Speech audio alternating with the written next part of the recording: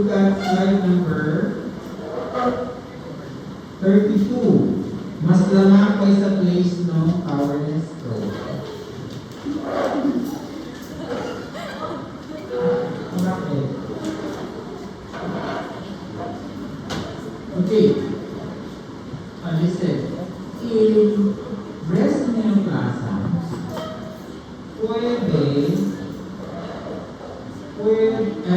it is possible that what will proliferate when neoplasm one characteristic neoplasm is proliferating. That's why it presents as a mass. It is possible that the stroma or the epithelial cells can become neoplastic. They can proliferate.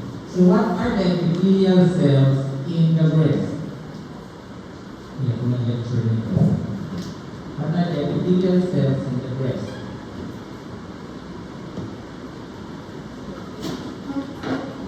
What is the drug for major depression? What's the drug of choice for major? It's a pharma.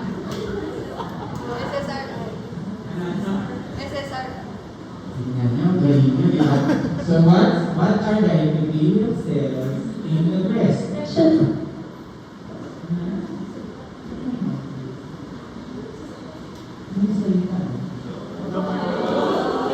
Yes, give you one. Alam mo yung history? Siguro mga 2015, may med-technique, nagtuturo ko tayo sa med-tech. Kaya mag-makeup class mga 5 p.m. In a rainy 5:60. Kaya nag-makeup class lang tayo, nag-lecture. The usual na nagpapasign na attendance. Since konti lang sila, alam ko, sabihin na ko pa sila ng diabetes or mga activities. Perhaps kami lecture, tingin ko, akin na yung attendance. Yung attendance na pinama. Sabi ko, ba't kaya? Sino hindi ka nakaalam? Sino science? Yung kwento lang na walang action. Kung sino na dito? Yan. Meron talaga dito. Pero medtech naman. Pero baka medtech kayo. Hindi, dito na table. Pero sila dito na puno kasi 20 lang. So meron dito. Let's be clear sila. Dito na boses. Ay, nagmumuli. Dito na tayo sa pharma.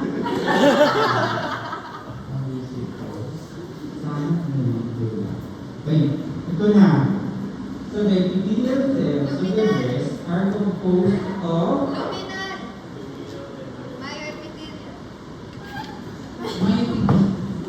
my epithelial is part of the ductal cells. Okay, wait lang. Muna ito. What's the purpose of the breast?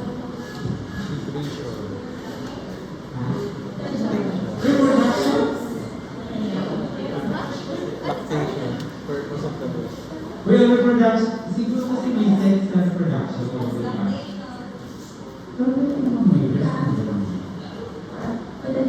Ang purpose talaga ng breast, para malalaman mo,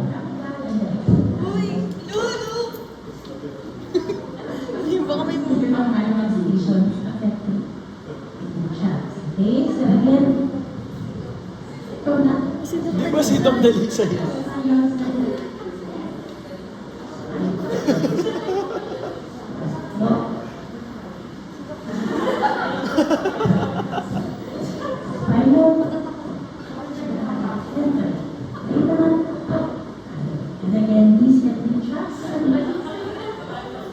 Descending trucks.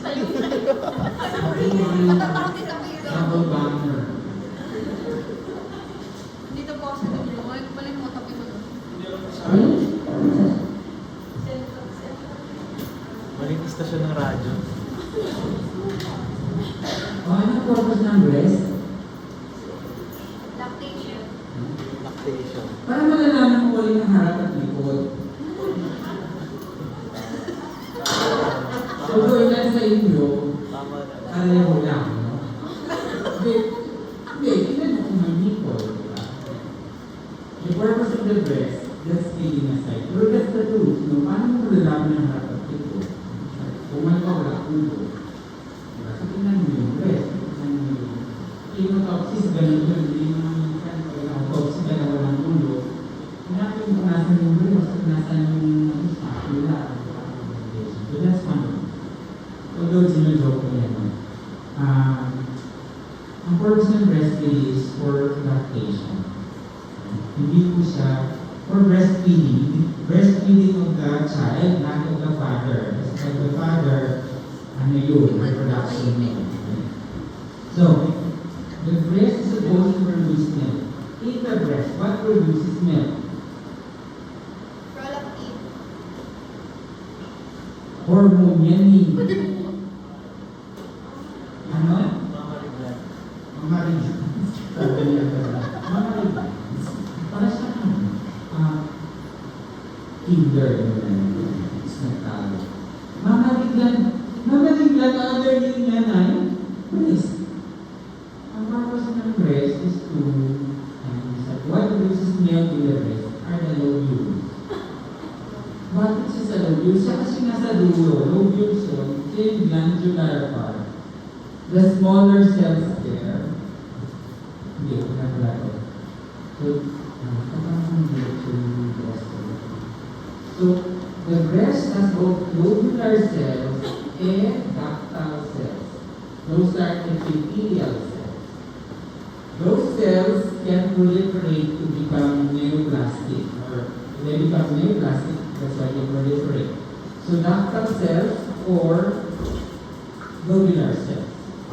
They are in a matrix. Kumbaga yung kanilang pinaglagyan, yung kanyang connective tissues called their stroma. Alam niyo ba yung stroma? Kung masa naman kayo ng diba, sa microscopic structural biology ang tawag. So, mayroong stroma in between there. Parang form ng cells. So, sa breast, pwede maging neoplastic yung lobular, yung ductal cells, and the stromal cells. You are looking at fibroadenoma. What proliferated are the stromal cells. Okay? And the ductal cells and the lobular cells are inside. Nakikitip sila. Okay? So these are the lobular cells, and these are the ductal cells. The lobular cells are not malignant, they are not neoplastic either. Nakikitip na sila, but they're part of the neoplastic process. So fibroadenoma is the most common benign tumor of the female breast. Okay? So yun ang pag-titingnan ninyo. Medyo parang gelatinous siya, diba? Hindi yung isang part. And then you have the ductal cells na nakikita. Walang malignant beauty. In the practical, ganito ang makikita ninyo. Ha? Ganyan ang makikita ninyo. These are the stromal cells. Yan, stroma na nag-proliferate. Nakikit yung mga. Okay, now we go to the Phyllodes tumor or Phyllodes tumor. Ano slide number? Slide number 202.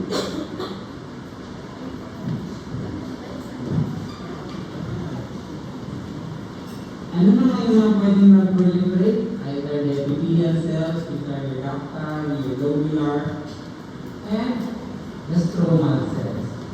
The Phyllodes tumor or Phyllodes tumor is also a proliferation of the stromal cells. Ito yung mga yun. Pero mas malaki siya.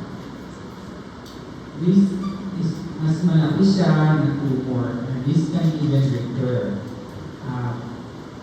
Kaya naman yung ako. Yung fibroadenoma, hindi siya malikit. Meron na sa inyo nagkaroon nito, mga girls? Wala pa? Bakit? O baka hindi mo lang. Pag ginano mo, matigas siya, parang ganun, pero nag-move. And, ano din, nag-move siya, tapos minsan lumalaki during menstruation. Okay? Common to hawag yung kapagpamalala. Kaya kung meron ganyan sa inyo, makapanalis ka ng mga kaklase ninyo, magpabayad na lang kayo. Ano siya? Ang nakakatawa pag nakakapaka ng ganito, ito pala yung fibroadenoma. So, ito yun. Mas malaki siya. And it will have this characteristic leaf-like configuration of the ducts ng mga nangyayari. Pero ano sinasabi? Just believe na leaf-like sila. Pero ako never ko kang nakita ng leaf-like. Nakita niyo ba yung leaf? Ayan. Leaf-like daw yan. Yung leaves, di ba meron sa ng bola rin yung mga yun, di ba? Yung parang mga ugat-ugat na yung tawag mo. Veins. Kasi isa mo, yung tsara yung bola rin. Yung kanya yung bola rin. So, ganito, in the practical, what you will see will be this magnification. Kaya mahirap siya niya, walang leaf-like. Ay, sino na nasa utak ninyo yung kaibahan niya sa fibroadenoma? Okay? Ganyan. Or ganito. Yan siyang leaf-like configuration. Okay? So next lesion, tingin ba kayo? Yes! Ng Carmanoid. Okay, anong next? Slide number? 1 to 2. Ano muna yung fiber-system changes? Ano number? Fiber-system changes.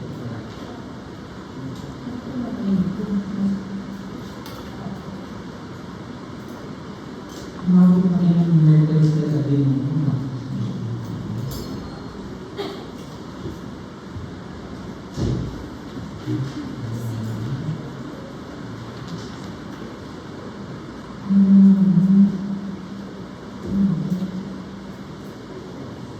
Terus anda harus okay, gimana dulu? Harus kembali lagi.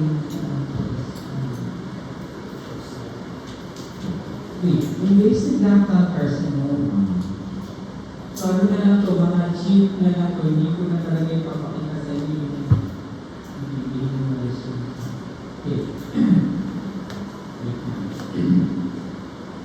Invasive ductal carcinoma.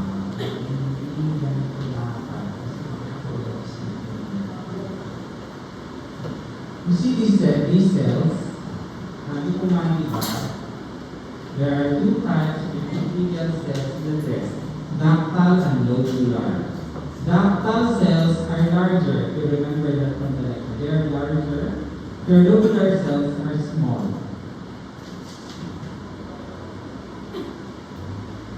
Ito yung mga ductal cells na yan.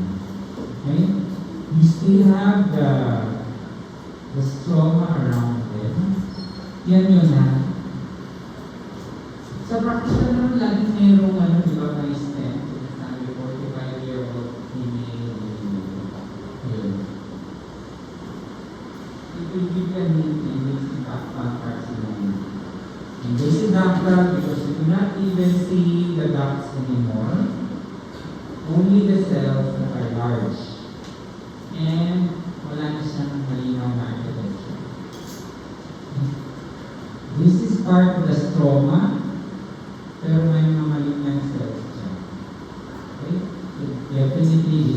basic. And the cells are ductal, so it's a basic ductal carcinoma. Anong type? No special. No NST. Anong next na ano is molluscum contagiosum. Maganda sa molluscum contagiosum. Sino may ganito sa inyo? Molluscum contagiosum. You not miss this in the practical.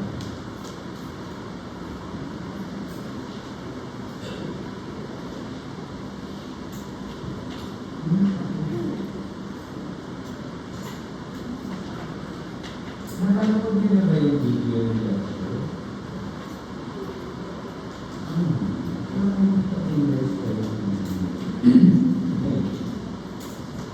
So this is molluscum contagiosum. This is the lesion. Yan, yung parang nasa ulo na yan. That's molluscum contagiosum. And then, you look at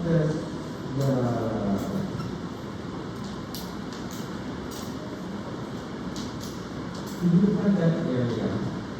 Ito yung ang kanina sa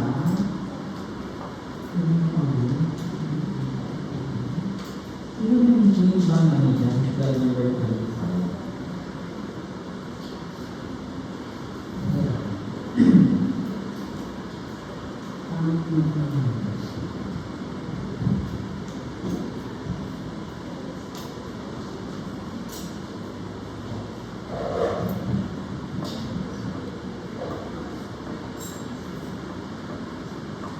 Okay, ito yung makikita ninyo.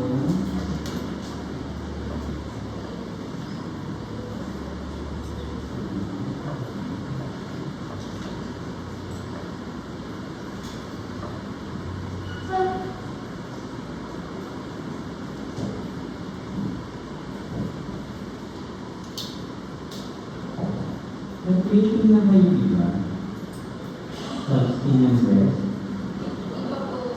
Ano sabi ko? Pero, madali lang yun.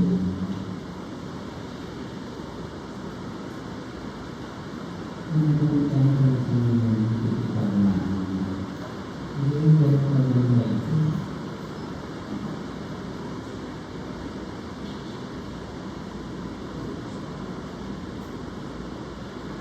Meron pang lima. 25.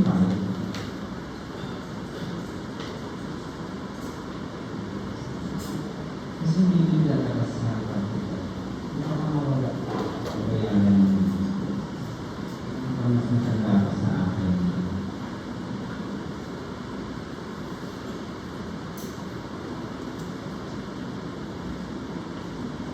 Ito. Yan ang lalabas. Okay? That's molluscum contagiosum. And those are the variants. Ano yung tawag mo sa variants? Sino nag-report dito? Anong tawag mo dyan? Molluscum virus. And they are actually what? Pox virus. Ano spelling na? Pox virus. F-O-S. Okay? Yan na good. Maganda siya. Yan. Ito naman yun kung lalabas sa practical. Yung mga iba na niya, di ba? Parang siya. Hindi niya nagagatan. Kapag sa kayo siya. Yan. Pero high power na ito. Plus 2. May gusto pero hindi ka tumitingin na yung sa'yo, meron yung isang bigay. Ito lang marami siya.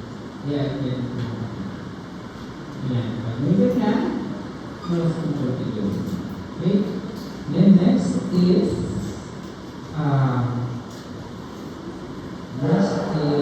seborrheic keratosis. What do we say of seborrheic keratosis? Ano na nga yung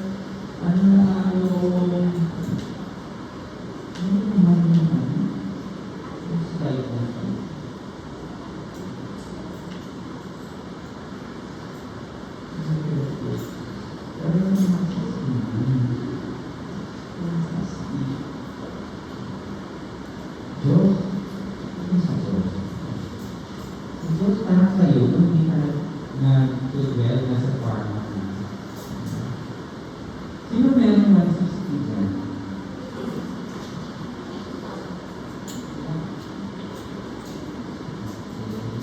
Super keratosis, ano na nga yung syndrome pag marami siyang seborrheic keratosis?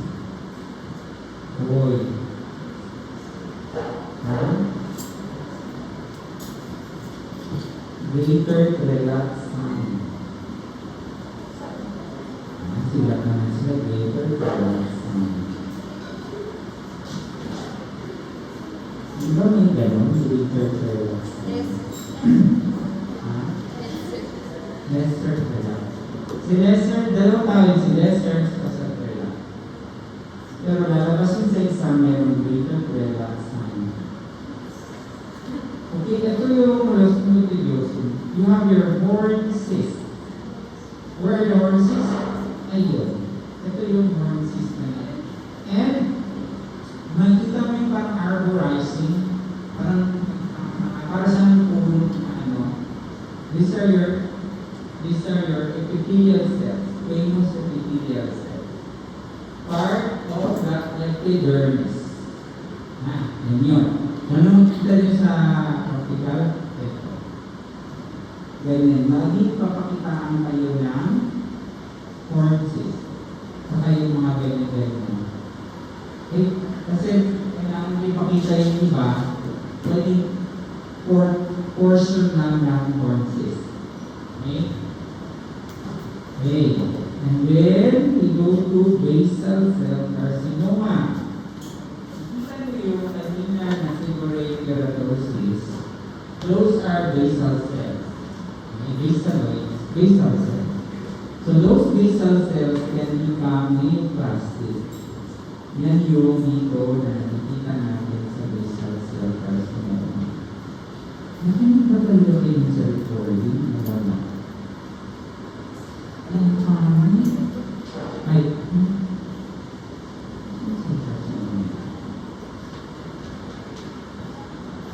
Sino sa inyo nag-69? May 69.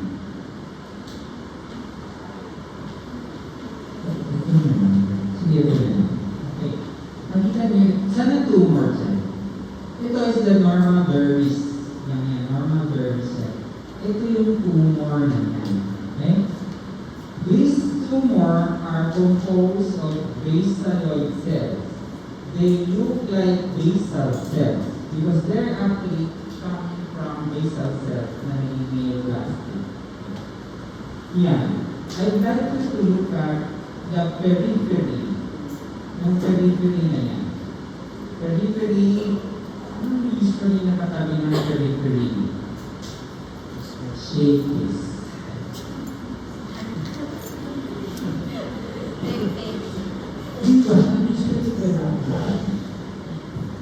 Okay. Ito, nakita niyo, anong napansin niyo dyan? May clearing. Yung clearing na yan, ito tawag mo is retraction artifact. It is an artifact, but it is only found in basal cell carcinoma. It is an artifact from the processing. Okay? Tapos, napansin niyo yung periphery na yun. Merong palisading. Ano ba ibig sabihin ng palisading? Yung nakakasalansan na gano'n. In that area, hindi siya gano'n obvious. Pero like, in this, pero baka ito yung lalabas. Ito yung pinakamaganda sa pagkakas. We go high power. Parang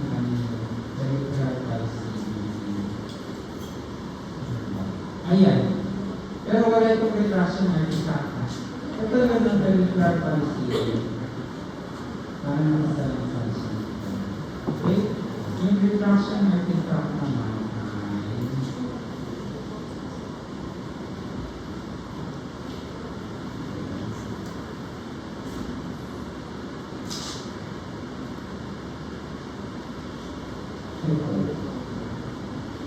Retraction artifact.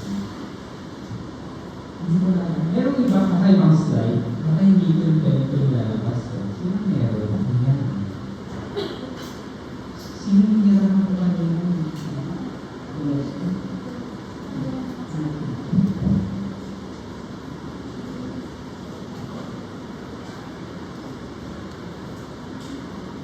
ito better. Mas malaki. Baka ganito yung lalabas. Pero nakaskanin kasi ito. Yung lalabas niya. By the way, we always focus the practical in LTO, in yellow. Low power and powerful. The smaller one, which is red, is called the scanning. Basta ganito siguro sa lalabas. Okay? The reflection practica and the critical practicing. Okay? Wala tapos tayo sa skin. Ano pang pag-usapan natin? Number 1. Hindi ka natin may reporting.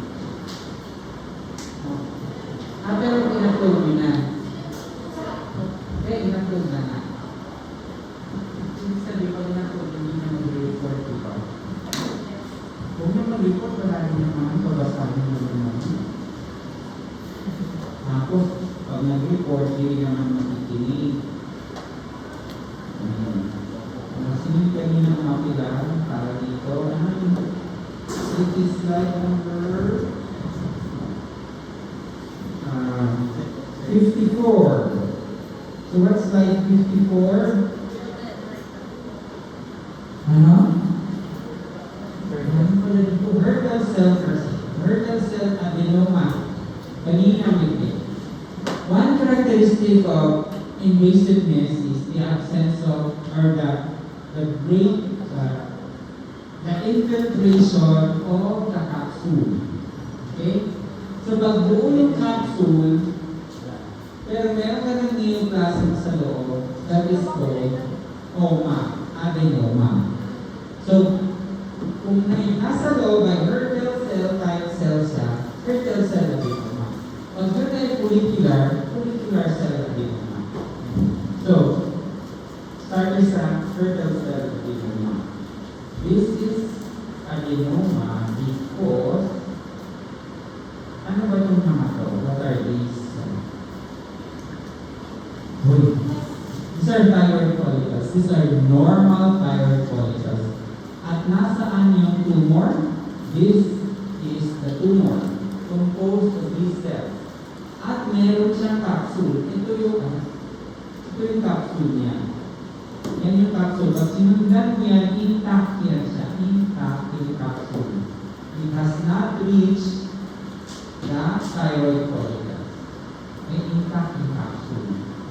And when you look at the individual cells, these are fertiloid cells. What are fertiloid cells? These are large, round to oval cells with abundant cytoplasm, and the cytoplasm has parang may laman siya na eosinophilic substance. Okay, tingnan natin sa example. Okay. Huwag kayong maghanap ng grabe kayo these are dark cells. With abundant cytoplasm. Hanapan ko lang kayo ng fertiloid cells or fertile cells. Nakikita tayo.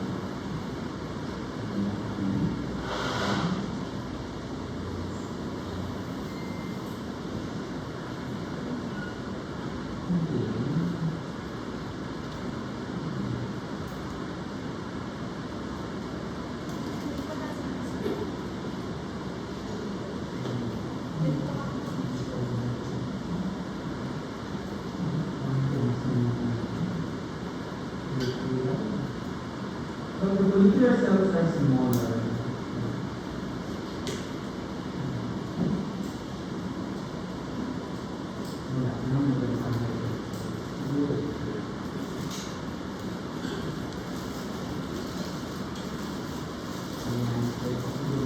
Typical hurdle cell. But there is also a hurdle cell. So this is hurdle cell adenoma. But you will see in a practical city like this. Yan, yung sinabi ng Dr. Paolo kanina na ano ba ayos niya? Okay. Nandito yung capsule, nandito yung mga cells na yun. This is the magnification. Bonus na lang kung lang ilalabas pa ng ganyan. This is high power. Basta rule yun, i-show low power. Kung ganyan ilalabas, dapat may capsule na intact. Okay? Questions? Wala. Next slide is number 56. Number 56 is follicular and OMA. It's still OMA. So, kailangan intact yung capsule niya. Now, this can be a, sino sa inyo mag-EMT? Wala gusto mag-EMT sa inyo. Anak mag-EMT, wala. Wala mag-EMT.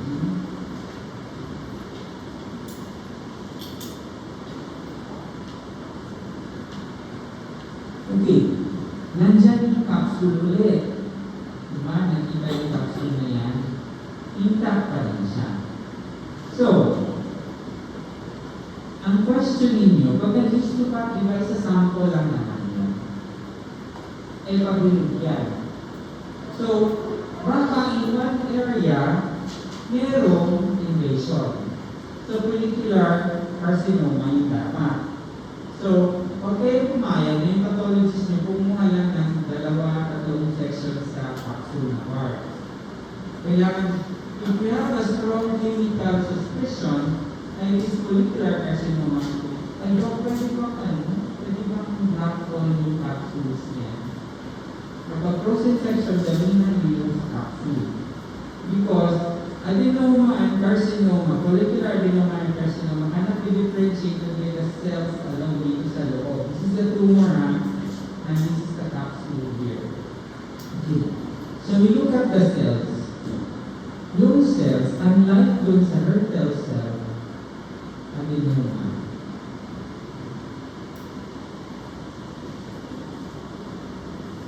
Adenoma naman siya.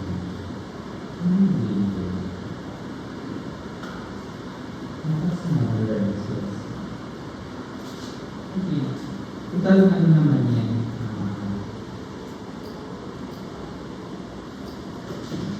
So, parang naman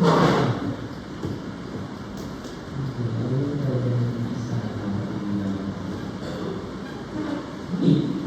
The cells are follicular cells.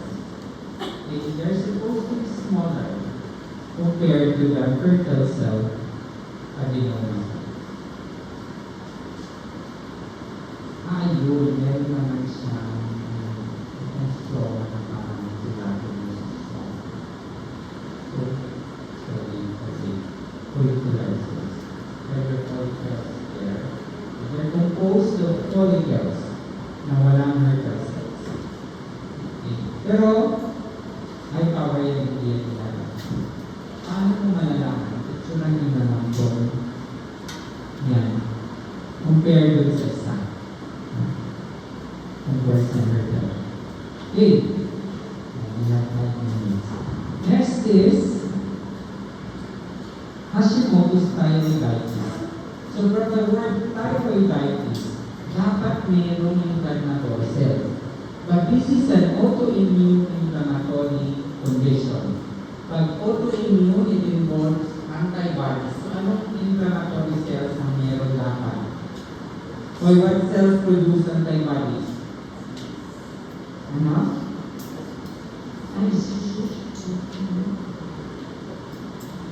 Ano ba natin sa ano? Sa post dito? Ano na? Plasma cells which are? B cells which are lymphocytes. Kasi hindi ko naman makikilala lymphocytes sa slide, yung B cell ba yan, di ba? Ano naman mas maganda ang slide?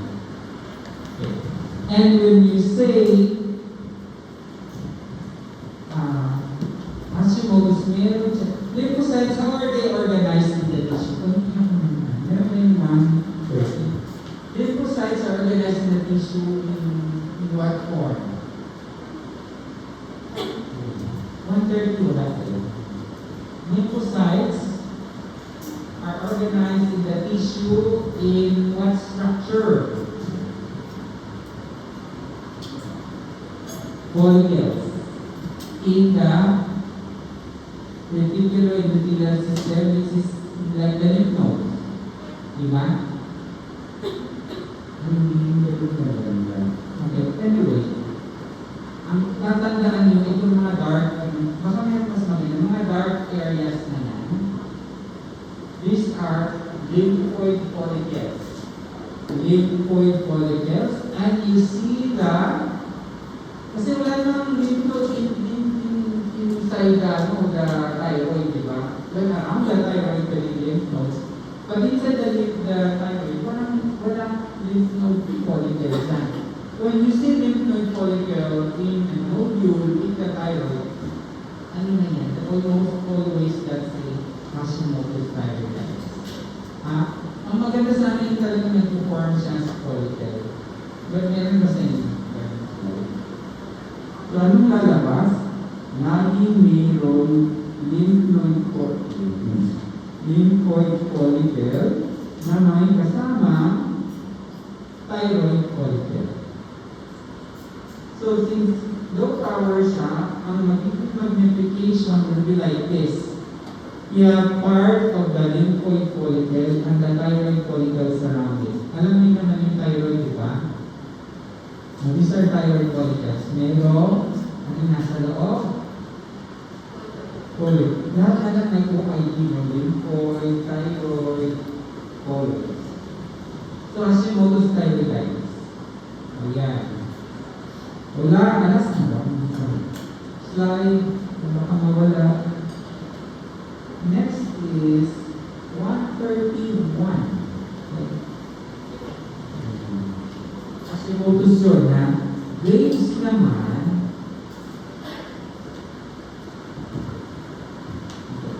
what happens in Graves?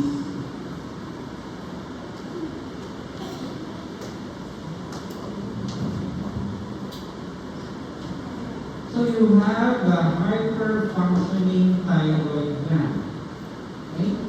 Sa Graves, mataas ang TSH o mababa? Mataas. So,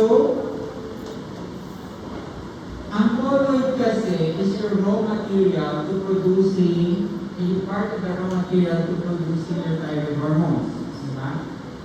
So, ang Graves' disease, yung thyroid follicular cells, yung mga nakasurrounded, yung mga nakasurround sa colloid, or your thyroid follicular cells, magiging active sila, kaya nauubos nila yung colloid. Kaya para siyang, ano tawag nito?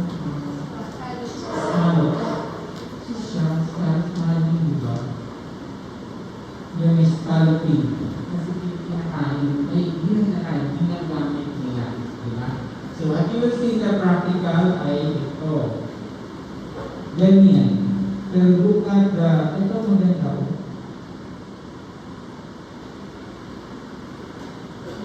Maganda, diba? Maganda ba siya? Ganda, diba? What is the type of choice for Graves? Ganyan na nakikita niyo sa practical. Yung mga scalping. Okay, last slide before we go to Ella Cruz. Hindi kasali sa World of Arts. Last is 146, which is papillary carcinoma of the thyroid.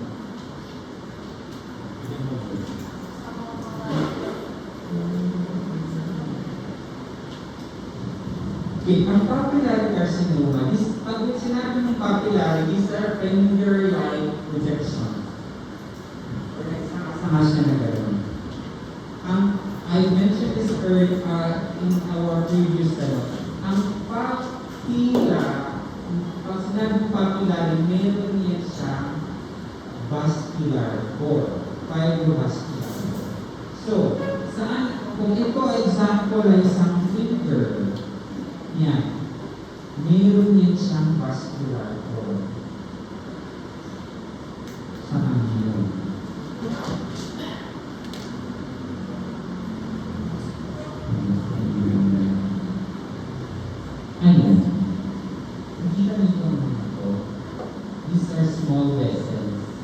epithelial. And these are the malignant papillary carcinoma cells. Pero naka high power yan. Makikita ninyo sa low power sa practical data nito. Meron sa inyo na usually ito yung mga pinapakita ko yan. Papillary. Tapos meron kang mga yung red cells na yan kasi nga iba papillary na as vascular. Okay? Tama. Okay na 10 minutes. Susundilan kasi magagalit yung mga kaklase mo dahil nalilate na daw sila doon.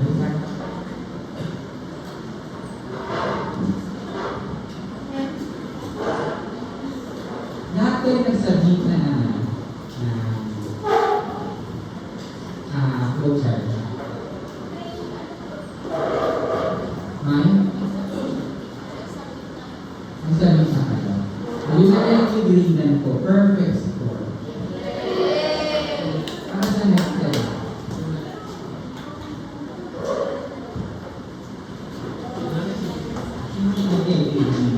Bakit wala ko yung hindi na uniform? Wash day. Hindi lang ko naglabang. Bakit wash day ito?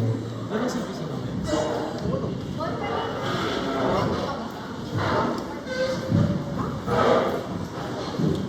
Wash.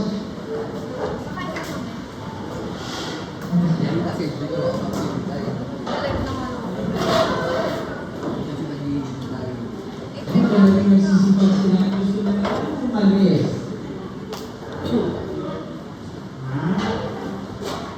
Mamaya, nag-gym na yun sila dahil ito ano ang signs ng agitation? Increased heart rate.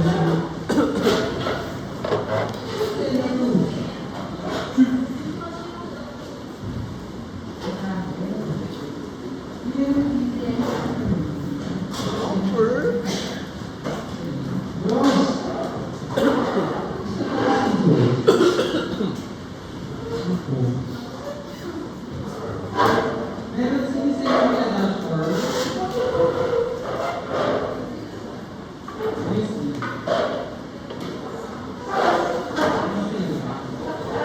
Ano si Pisa? Hindi ko alam ito naman si Daisy. Aray ko. Ay, gabi na ba? Makasin mo lang.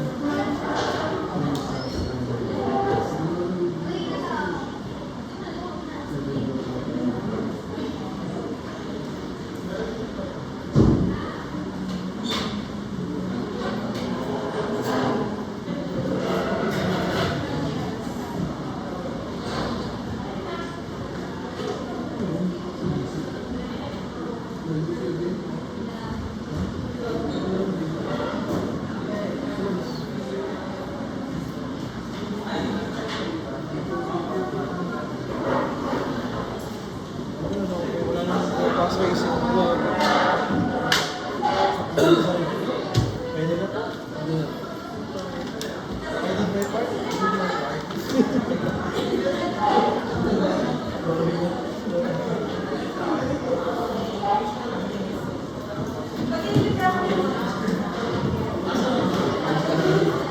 Ay, magaling. Mag-ilibra kami mo. May pabautakan niya ako. Sa... Kahit tayo. Diyan yan. Diyan na.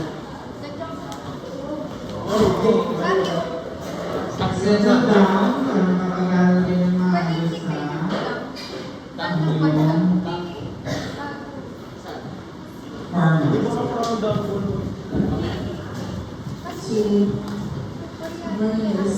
So this is the proposed picture of group 2B. So our patient's profile is female, 37 years old, menstruated, 50 to 30 kilograms and 100 centimeters in height. So initially the patient presented with diffuse pulmonary infiltration or high-grade non-Hodgkin lymphoma. So this presentation of infiltration in the autopsy led the patient to undergo collapse alveoli as the primary manifestation. And therefore, if collapse alveoli there will be atelectasis or surface tension in the lungs, causing impaired gas exchange and ventilation, perfusion, and snatch, thereby exacerbating the first initial steps of the respiratory failure. So, isang respiratory failure is the first organ manifestation presenting pulmonary embolism and superimposed inflammation, which could be broken down into two major pathways. So first, we have the systemic spread of lymphoma and chronic malignancy. So under the systemic spread of lymphoma, first we have the multi-organ dysfunction, leading to the pancreatic tissue lysis. And then for the systemic spread of lymphoma, which will disseminate in the blood vessels, will cause increased vascular permeability, serosal and lymphatic obstruction, causing pleural effusion, ascites, and lighting.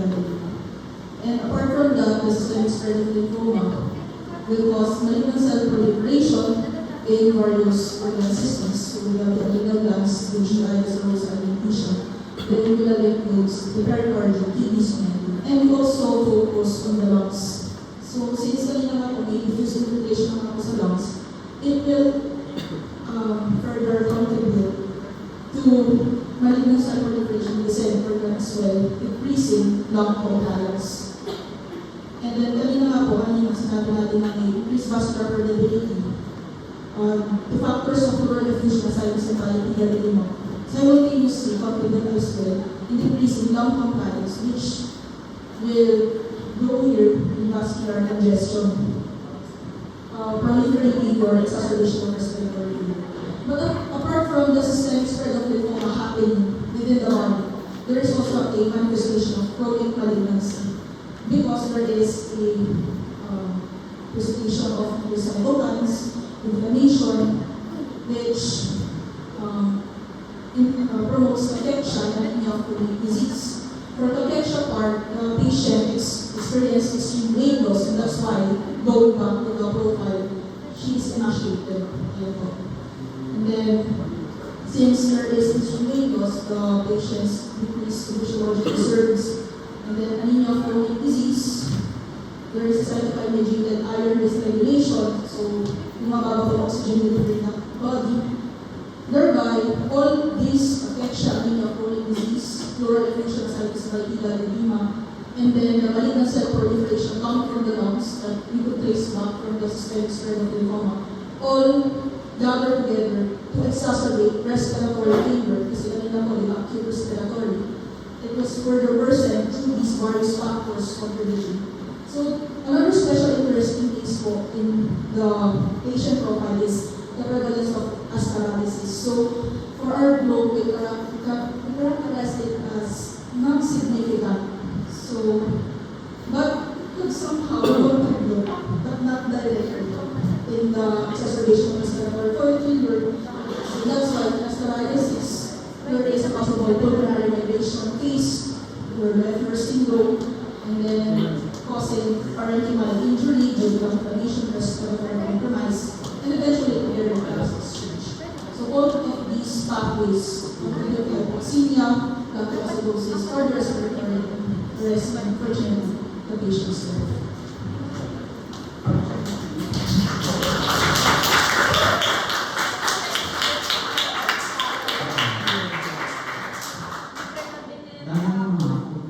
Okay, anyway, I just would like to remind you that those in the boxes are diagnoses.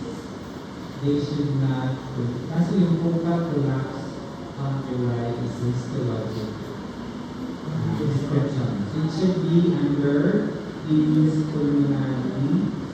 Dapat di yan eh. Diffuse Okay. So this patient had started with lymphoma. You don't know kasi what is lymphoma. So yung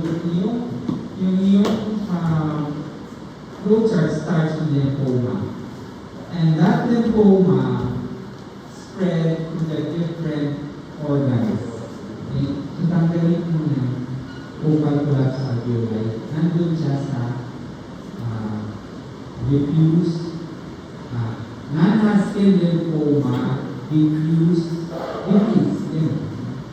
tapos lama. That may lead to, mauna muna yung respiratory failure agad.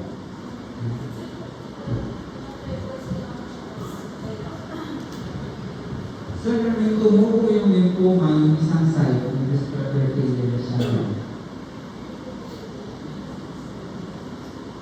Ay, hindi ko kailangan. Kasi I have to look at it. Yung CPC, depende na lang, there are so many ways to kill a dog. You can put it in the air, you can siya, di ba? Okay. Ako, the way I look at it, there's Hodgkin's lymphoma. That involves the lungs, pancreas, and so on. Kasi, di ba, anong klase lymphoma ito? Alam mo ba yung these symptoms?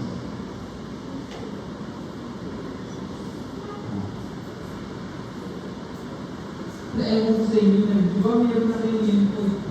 Anyway, so meron na siya, ito, ilagay mo na yan na kung gusto ninyo. So kasi na, siya, wala ka din, kumang na sa lungs, na-spread siya sa lungs na yun. Ang respiratory failure, dito ka na sa baba, respiratory failure. Para, kasi yung sinasabi mo, chronic malignancy is always chronic. Ang tamang term is chronic inflammation brought about by the malignant cells are foreign, so you have steady response against it. So chronic inflammation.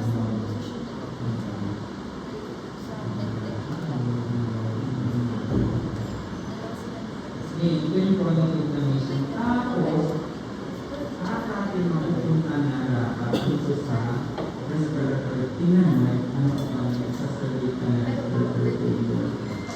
So doon, wala pa rin respiratory failure sa taas. Ito yung respiratory failure. Because this is the time that you're going to kill the patient. Yun ang asterisk. Pagka sinasabing na doctor siya, meron na siya sa kulisan, di ba? What's the life cycle of asterisk? Did you see in the autopsy meron bang asterisk sa lung or anything?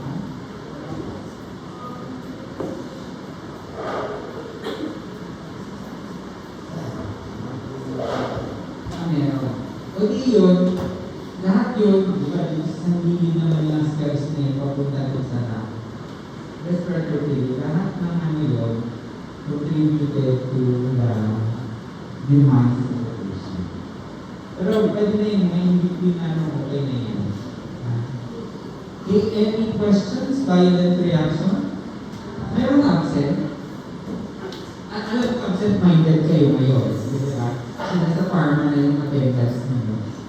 Meron absent pharma? Alam mo, siguro iniinis nyo talaga. Kung ginawa yung cohort, pharma talaga ang friends ko rin na pharma. Kung lagi yung Friday kasi ang time slot ko, nasabi ko lagi yung pharma. Okay, sige, pasan mo yung pharma, tapos pasan mo yung pharma. Huwag naman, no? Huwag naman. Katapat mo. Ano ba sa tuyo pa rin mo? Bakit? O sige na, alis na kayo. Patapat na yung nalagyan.